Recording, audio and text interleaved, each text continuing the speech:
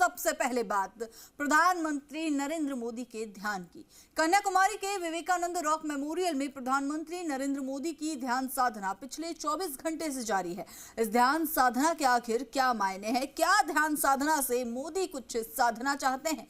क्या ध्यान साधना के जरिए मोदी साइलेंट वोट को सम्मोहित करने का प्रयास कर रहे हैं? देखिए रिपोर्ट।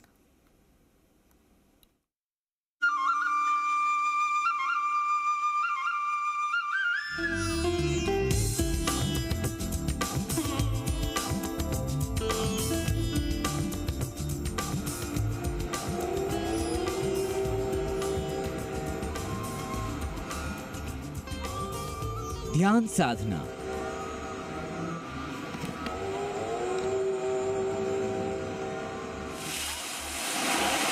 समंदर की शोर करती लहरों के बीच एकांतवास, 45 घंटे तक एकांत में लीन होने का भाव। ये दिव्यता, ये भव्यता लहरों के बीच इस चट्टान पर 132 साल बाद फिर से प्रफुल्लित हुई है। एक तरफ अंतिम चरण के चुनाव का गहन शोर है, तो दूसरी तरफ विवेकानंद रॉक की इस दिव्य चट्टान के ध्यान मंडपम में शांति का जोर है। यहाँ का एकांत प्रधानमंत्री नरेंद्र मोदी की मौन साधना का साक्षी है, और साक्षी है वो दिव्यतम अनुभूति जो लहरों के बीच यहाँ पसरी हुई है। 30 मई की शाम को 6:45 पर शुरू हुई ये साधना कल यानी 7वें चरण के चुनाव के बीच दोपहर बाद करीब 45 घंटों के उपरांत समाप्त हो जाएगी। इस कड़ी साधना में प्रधानमंत्री की दिनचर्या क्या होगी, ये समझने से पहले आपको बताते हैं कि आज सुबह भगवान भास्कर के उदय होने के उपरांत प्रधानमंत्री ने उगते सूर्य की पूजा की, उस भाव की पूजा की जिसके आगे सारी दुनिया नतमस्तक होती है।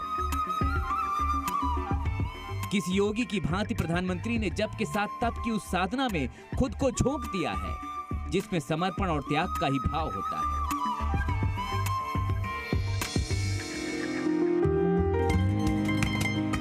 स्वामी विवेकानंद की प्रतिमा के सामने इस भाव के साथ प्रधानमंत्री 140 करोड़ भारतवासियों को शायद फिर से समझाना चाहते हैं कि उनके पास अपना कुछ भी नहीं है। वो किसी बंधन, किसी मोह, किसी माया में नहीं है, बल्कि समस्त भारतवासी ही उनकी माया, मोह और बंधन के पर्याय हैं। वो ये भी समझाना चाहते होंगे कि उनके पास ना तो खोने के लिए कुछ है और ना ही पाने के लिए।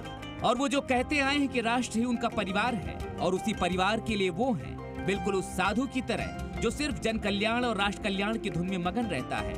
मोदी का ये एक मौन संदेश 7वें चरण के मतदान में उसी शांति के साथ वोटों में बदल सकता है, जिस शांति के साथ मोदी आज साधना में मगन है।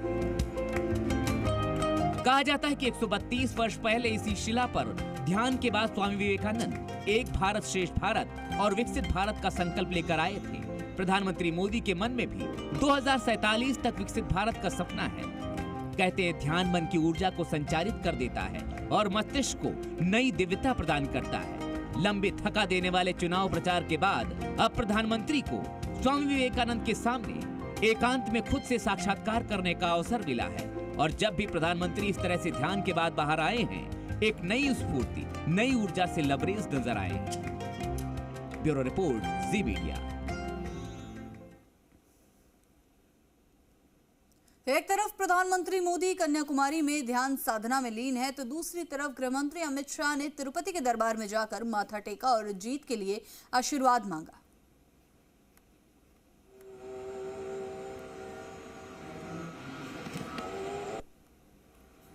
तो दो तस्वीरें, जहां एक तरफ प्रधानमंत्री नरेंद्र मोदी ध्यान साधना में लीन है, तो वहीं दूसरी तरफ गृहमंत्री अमित शाह ने आज तिरुपति में जाकर माथा टेका। ये दो तस्वीरें आपको दिखा रहे हैं। एक तरफ पीएम मोदी आपको नजर आ रहे होंगे, दूसरी तरफ अमित शाह आपको नजर आ रहे होंगे। पत्नी के साथ पहुंचे हैं तिरुपति, जहां पर उन्होंने भगवान के आगे शीश नवाया और कहीं ना कहीं मन में एक ही भाव, इस बार 400 पार।